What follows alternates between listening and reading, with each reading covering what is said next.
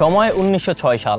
Vienna শহরের এক চিত্রশিল্পী ইহুদি কন্যার প্রেমে পড়েন তারই ছবি আঁকতে গিয়ে। সে ইহুদি কন্যাকে চিঠি পাঠাতো তার প্রিয় কুকুরের মাধ্যমে। ইহুদি কন্যার বাবা যখন এটা জানতে পারে তখন সে ছেলেটির কুকুরটিকে মেরে ফেলে এবং এখানেই জীবন বদলে যায় ছেলেটি যোগ দেয় সেনাবাহিনীতে। 1918 সালে এক ব্রিটিশ সেনা তাকে পিটিয়ে জখম করে এবং তাকে হত্যার আদেশও ছিল, কিন্তু কোনো এক কারণে ব্রিটিশ সেনার মনে দয়া হলো এবং তাকে প্রাণে বাঁচতে দিল, তাকে হত্যা করা হয়নি। আর যেই ছেলেটির সাথে এই ঘটনা ঘটেছে তার নাম ছুটলে আপনি আটকে উঠবেন, আমি নিশ্চিত করেই বলতে পারি, যে ছিল পরবর্তী সময়ের the master mind Adolf Hitler. দ্বিতীয় বিশ্বযুদ্ধের সময় এই হিটলারের নির্দেশেই প্রায় আনুমানিক 63 লাখ ইহুদিকে হত্যা করা হয়। আর এই হত্যার পিছনে কারণ হিসেবে ধারণা করা হয় সেই ইহুদি মেয়ের পরিবারের প্রতি তার এত বেশি ঘৃণা তৈরি হচ্ছিল যা তিনি সহ্য করতে পারতেছিলেন না, এবং পরবর্তী সময়ে তিনি প্রায় 63 লাখ ইহুদিকে হত্যার নির্দেশ করেন এবং অবশেষে তিনি হত্যা করেই ফেলেন। এবার একটু ভিন্ন অ্যাঙ্গেল থেকে ভেবে দেখেন, সেদিন যদি তার কুকুরটাকে না মারা হতো তাহলে কি রকম হতো? ঘটনাটার চিত্রটা পাল্টে যেতে পারতো। অথবা সেদিন যদি ব্রিটিশ সেনা তাকে মেরেই ফেলতো তাহলে কিন্তু ঘটনাটা পাল্টে যেতে পারতো, পৃথিবীর ইতিহাস বদলেই যেত বলা যায়, কিন্তু সেটা হয়নি। আর এখানেই চলে আসে বিখ্যাত বাটারফ্লাই ইফেক্ট, যার আরেক নাম দি কেওয়াস থিওরি, যেখানে বিশৃঙ্খলা নিয়ে কাজ করা হয়।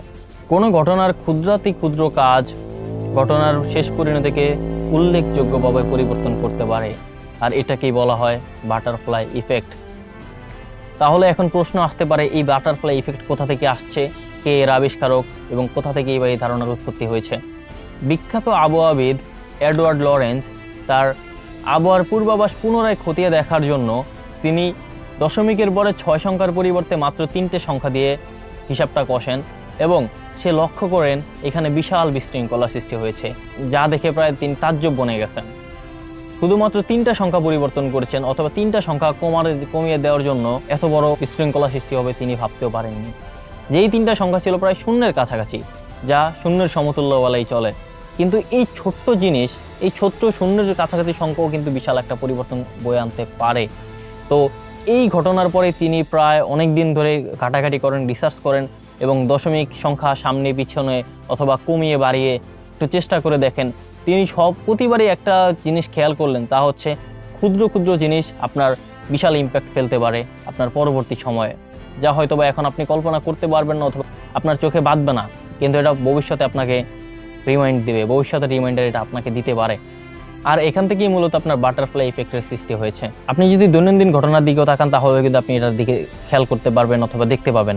সেটা হচ্ছে ইদানিং রাসেল ভাইপার সাপ নিয়ে প্রচুর কথাবার্তা হচ্ছে, নিউজ হচ্ছে, চারদিকে তুলকালাম কাণ্ড, কিন্তু এটার পিছনে কিন্তু একটা, আমি মনে করি যে বাটারফ্লাই ইফেক্টের একটা সংস্পর্শ আসে। কারণ আপনাকে যেই পশুগুলো সেভ করে অথবা যেই পশুগুলো সাপকে খেয়ে ফেলে অথবা সাপ যেই পশুগুলোকে খায় সেগুলোকে আপনি হত্যা করে ফেলছেন। খাদ্য শৃঙ্খলার মাধ্যমে যেই জিনিসটা মানে পশুগুলো বেঁচে থাকে সেই জিনিসটা কিন্তু আপনি ধ্বংস করে দিচ্ছেন। তো খাদ্য শৃঙ্খল যদি আপনি ধ্বংস করে দেন তাহলে আপনার উপর তো ইফেক্ট পড়বেই, আপনার উপর তো ঝড় আসবেই, তাই না?